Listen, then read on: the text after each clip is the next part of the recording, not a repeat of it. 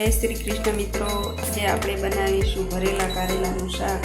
તો મેં કારેલાને જો છાલ ઉતારી લીધી છે અને આવી રીતે કરી નાખ્યું છે, એટલે આમાં આપણો મસાલો બરાબર ભરાય। અને આ બે બટેકા લીધા છે, એને આપણે કારેલાની જોડે જ બાફવા મૂકી દઈશું। હવે આ કુકરમાં આપણે મીઠું ઉમેરી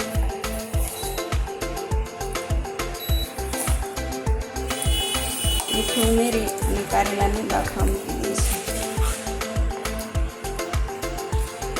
અને 2 સીટી વગાડી દઈશું।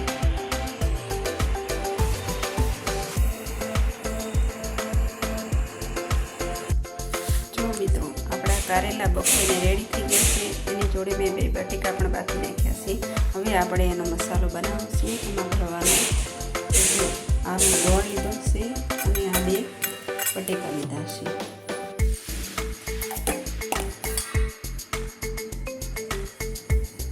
પછી એમાં સ્વાદ અનુસાર મીઠું ઉમેરીશું। પછી આ લીલા ધાણા છે, લીલા ધાણા ઉમેરીશું।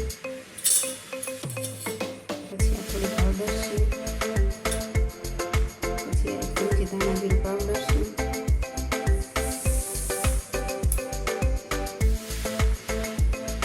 આ 1 ચમચી ચણાનો લોટ છે,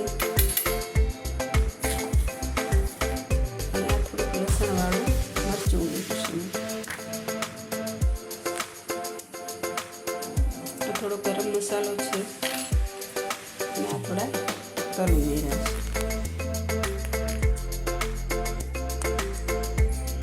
હવે આ બધું મિક્સ કરી લઈશું આપણે, અને પછી કારેલામાં ભરી દઈશું।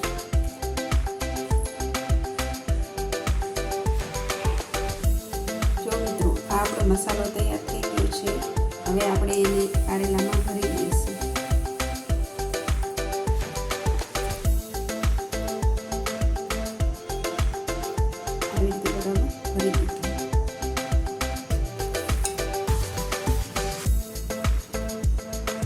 વઘારતી વખતે આપણો મસાલો બહાર ન નીકળી જાય। કારેલા બરાબર ચડી ગયા છે, સરસ મસાલો અંદર સરસ રીતે ભરાય છે।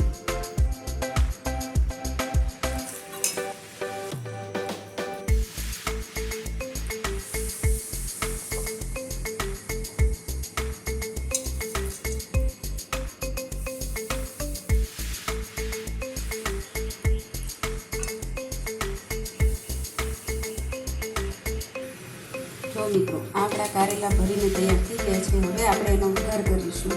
तो वघार माटे मैं आ तवलामां तेल मूक्युं छे। तेल આવી જાય એટલે એમાં રહી નાખીશ।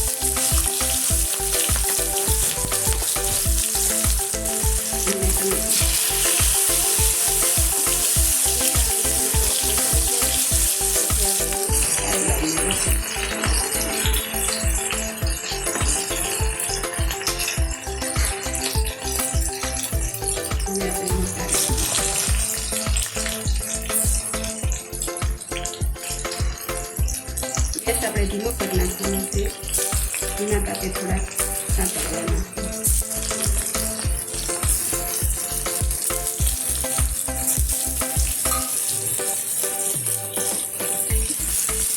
એને ધીમે ધીમે લાગી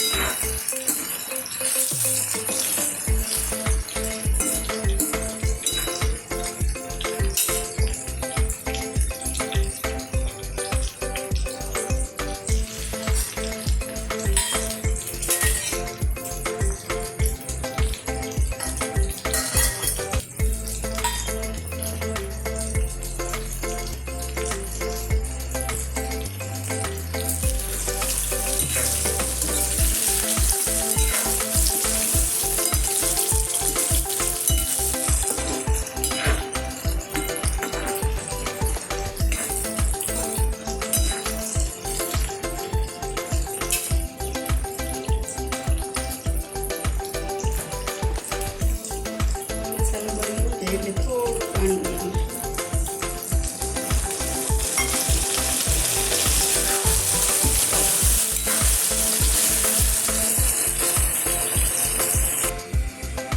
તો મિત્રો આ આપણું ભરેલા કારેલાનું શાક તૈયાર છે ખાવા માટે. બટેકાનો બાફીની અંદર મસાલો બનાવવાથી એ ખૂબ જ સરસ લાગે છે અને ખાવામાં ખૂબ જ સ્વાદિષ્ટ લાગે છે.